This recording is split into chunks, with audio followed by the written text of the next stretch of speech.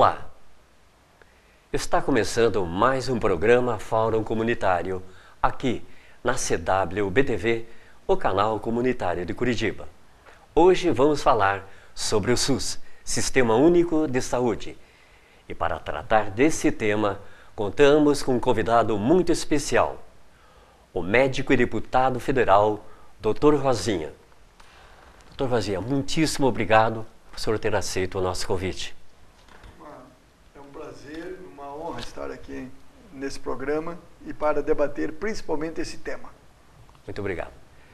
Como funcionavam os serviços de saúde antes do SUS e como foi que ele surgiu, Dr. Rosinha? Bem, é necessário chamar a atenção que saúde não era direito de ninguém até 1988. Não estava na Constituição a saúde como direito de cidadania e tampouco como obrigação do Estado. Eu sou formado médico na década de 70, em 1976. Eu vou lembrar que é importante isso, que durante o período de faculdade, o quinto, sexto ano, isso foi até ter a nova Constituição, só era atendido, tinha direito à saúde quem tinha carteira assinada. Porque a carteira assinada dava o direito à Previdência Social e na Previdência Social estava incluída o serviço de saúde, a aposentadoria, pensão e o serviço social. Então, fazia parte. Então, se eu não trabalhasse, se não tivesse a carteira assinada, eu não tinha direito ao atendimento da saúde. O servidor público tinha o seu próprio instituto. O Estado do Paraná tinha o antigo IP, a Prefeitura o IPMC, a Prefeitura de Curitiba. Então, cada prefeitura, as maiores, tinham o seu sistema de saúde próprio. Os menores municípios também trabalhavam com a carteira registrada. Então, esse era o cidadão. Caso alguém adoecesse e não tivesse a carteira registrada, e tinha muito trabalhador que não tinha, ele era atendido e ficava nas enfermarias, e nas enfermarias ele era chamado de indigente. Então, era o cidadão trabalhador recebia o título, o nome de indigente. Era dessa maneira. Quando dava entrada no pronto-socorro, eu lembro que eu fui plantonista no Cajuru, quando dava entrada no pronto-socorro, no cantinho da ficha tinha um NC, que era não contribuinte. Quer dizer, já sabia que ele não pagava. Então, se ele não pagava, ele também poderia ser chamado de indigente. Então, o direito à saúde foi fruto de uma luta, principalmente de profissionais da saúde, alguns médicos, ou pode dizer centenas ou milhares de médicos, enfermeiras, quer dizer, trabalhadores da saúde, e trabalhadores do setor privado, principalmente, porque era ele que não tinha direito, os do serviço público dos grandes, da União, estados e municípios, geralmente tinham o sistema próprio. Então, de uma maneira, foram trabalhadores que fomos à luta para construir um sistema único de saúde. E esse sistema único de saúde que nós queríamos que ele tivesse duas capacidades, o de atender todo mundo e de que o cidadão e a cidadã pudessem fiscalizá-lo. Então foi criada a lei, que acabou ganhando o nome de 8.080, o número 8.080, que é a lei que criou o Sistema Único de Saúde depois da Constituição, e nós criamos, naquele projeto de lei inicial, tinha o Conselhos de Saúde, conferências e conselhos. Como foi vetado, na época era o Fernando Collor, foi vetado e foi negociado, aí a lei 8.142 dá o direito à conferência e ao conselho. Por que fiscalização? Porque durante o período que só tinha direito ao atendimento à saúde, aquele que trabalhava, que tinha carteira assinada, e ele tinha, talvez, deve ter muita gente que ainda tem em casa, ainda guardado o cartãozinho do INAMPS, né, ou que chamava INAMPS, Instituto Nacional de Assistência Médica e Previdência Social. Então, muita gente pode ter naquela carteirinha guardada. Ocorre que tinha muita corrupção. Tinha alguns hospitais que internavam a carteirinha e nunca internou o paciente. Então, a carteirinha ficava lá, quando passava o fiscal da Previdência, via a carteirinha internada, mas não ia até o leito para ver se estava o paciente. Eu falo isso porque eu vi, não estou falando porque eu estou inventando. E também tinha aquela pessoa que às vezes atendia um trabalhador com pneumonia, fazia o raio-x e dava que ele tinha pneumonia. Então, em vez de fazer só uma chapa, eu já fazia 2 de raio-x. Porque daí ia internar uma carteirinha de um outro dizendo que ele tinha também pneumonia e usava o mesmo raio-x do anterior. Então havia muita corrupção. Para combater essa corrupção, nós queríamos o conselho.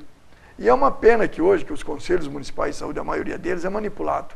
Os prefeitos manipulam, os secretários de saúde manipulam.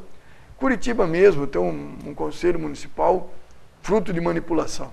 Hoje, os conselheiros, com raras exceções, não fiscalizam nada, quando deveria fiscalizar.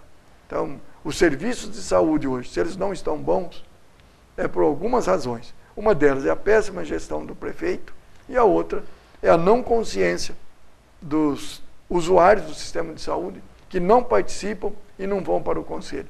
Por isso que eu acho bom um programa como esse, que a gente pode fazer esse debate e esse esclarecimento. Muito bem, doutor Razzi. O que foi o movimento da reforma sanitária no Brasil, doutor Razzi?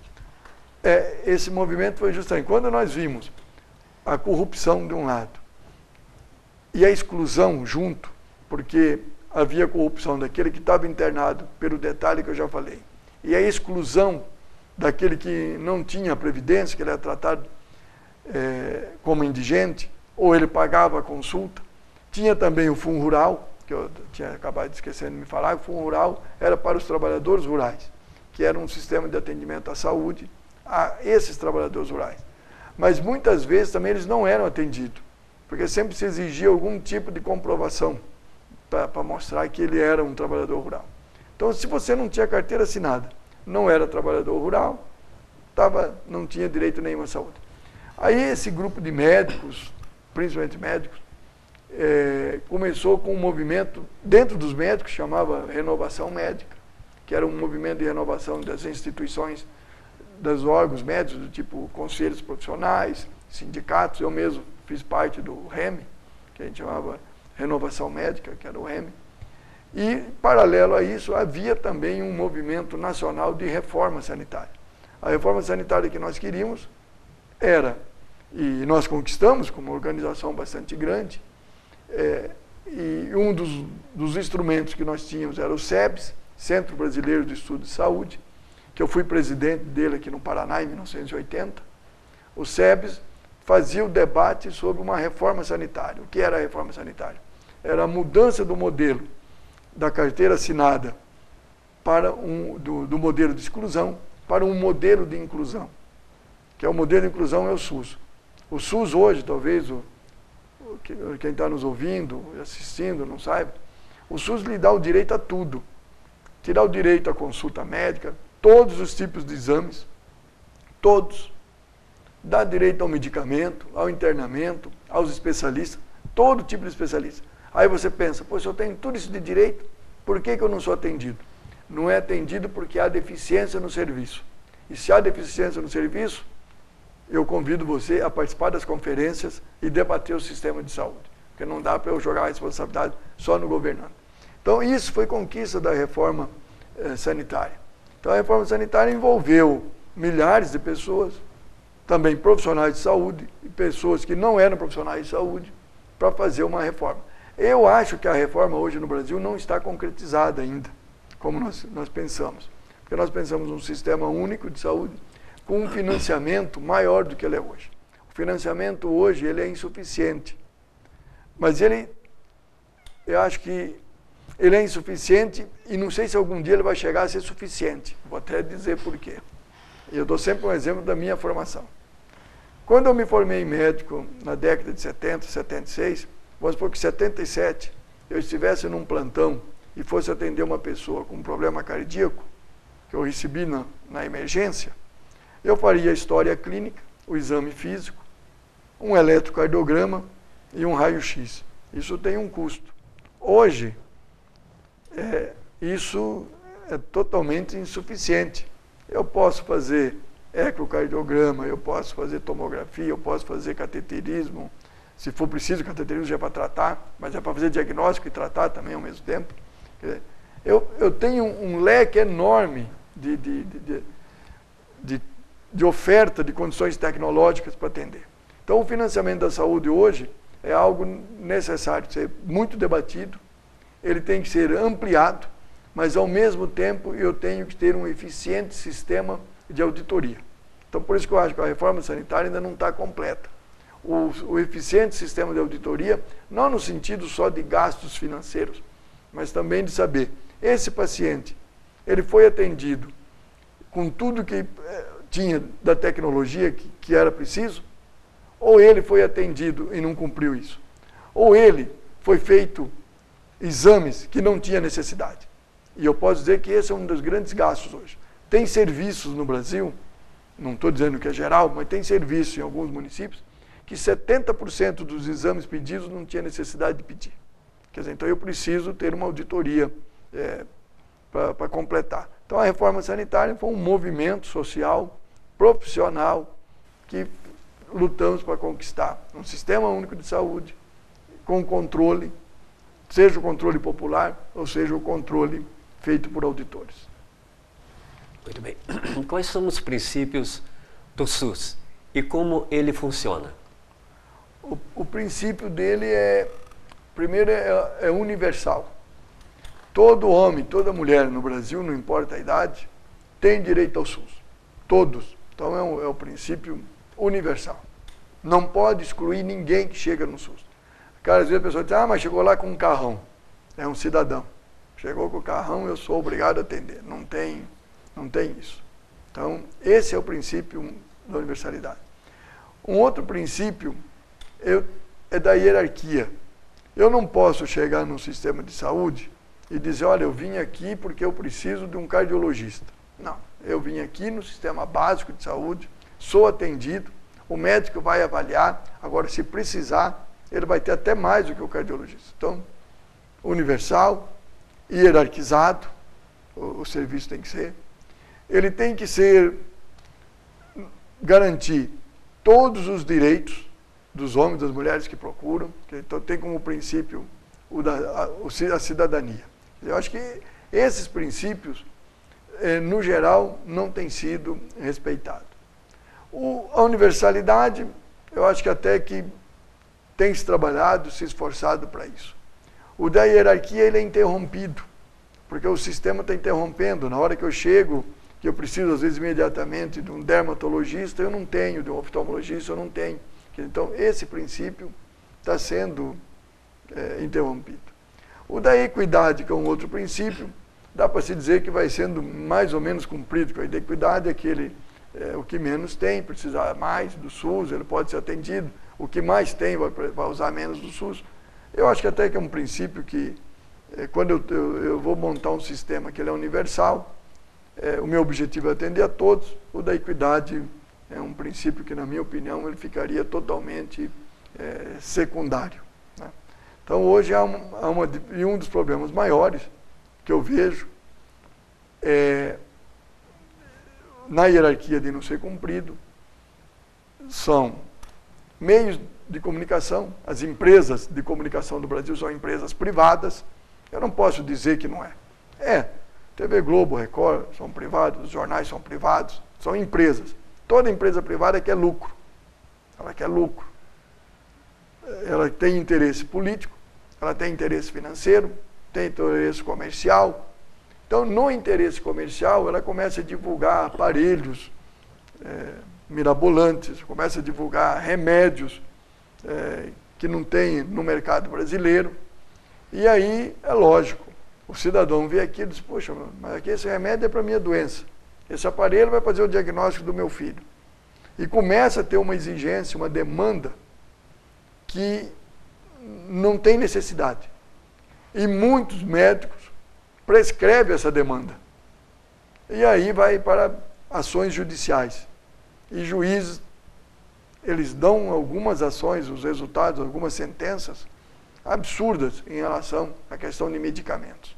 Então, hoje, isso faz com que o sistema, que deveria ser hierarquizado, obedecer, ele é um sistema hierarquizado, falho, por interferências externas e muitas vezes por incompetência interna.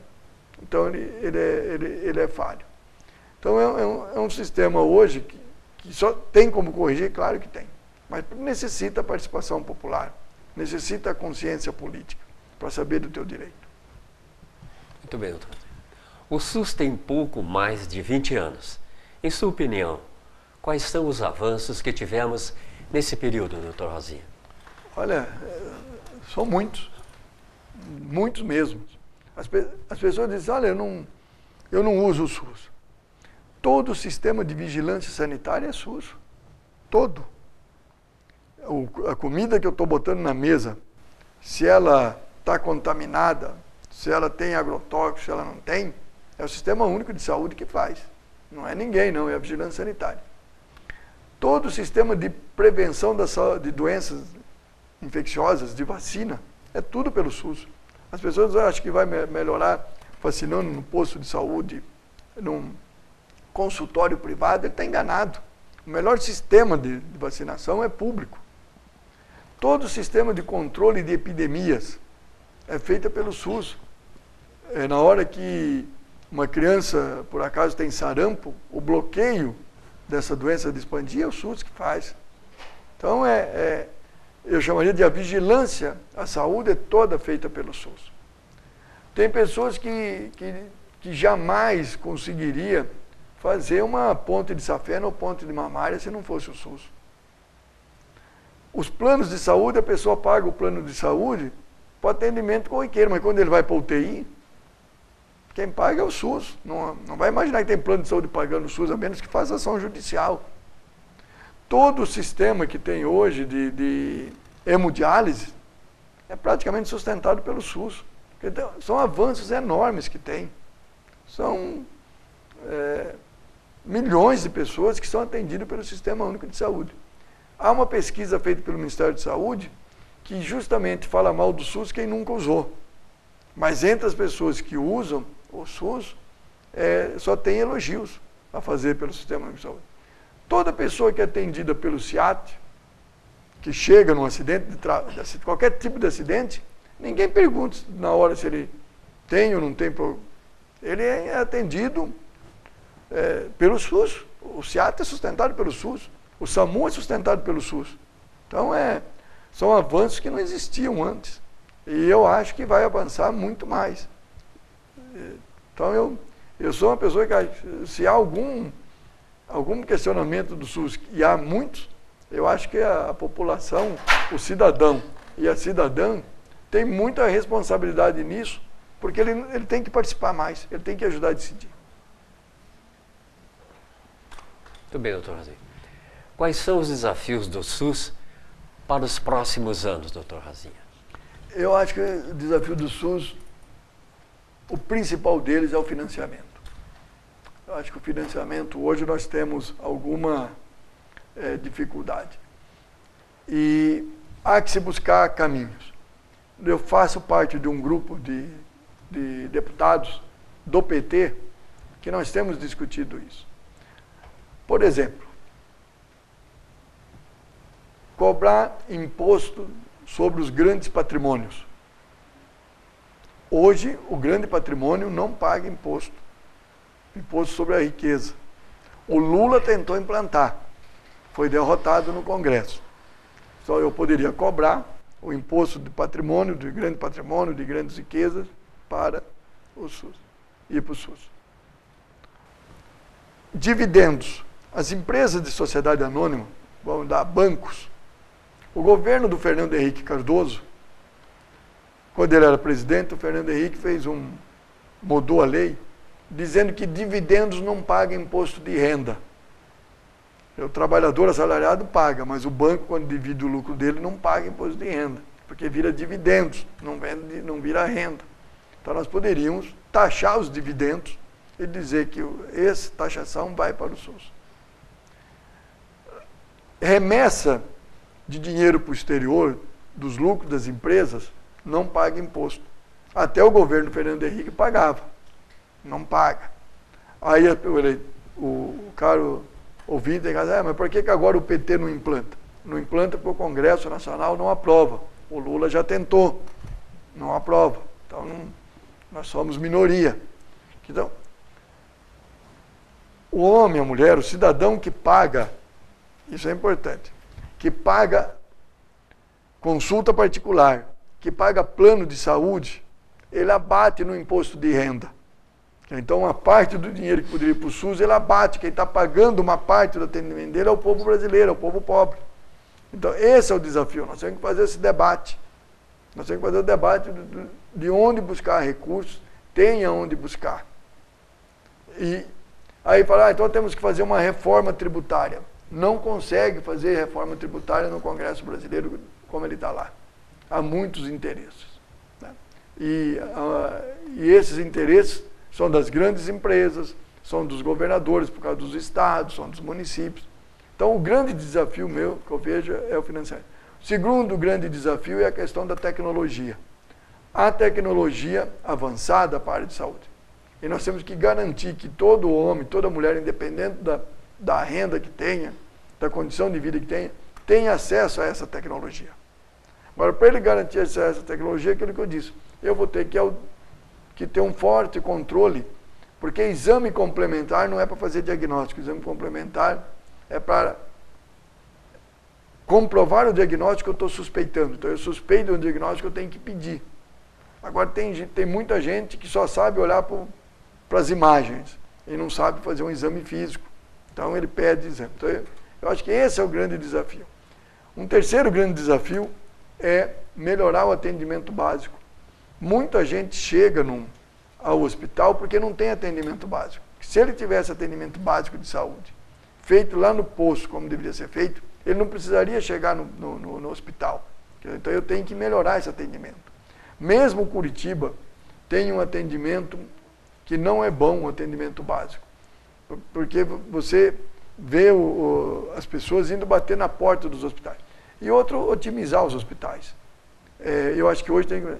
E um outro desafio é o profissional médico. Como é que nós vamos tratar a questão do profissional médico? Eu, por muito tempo, eu debati essa questão da formação do médico e continuo debatendo.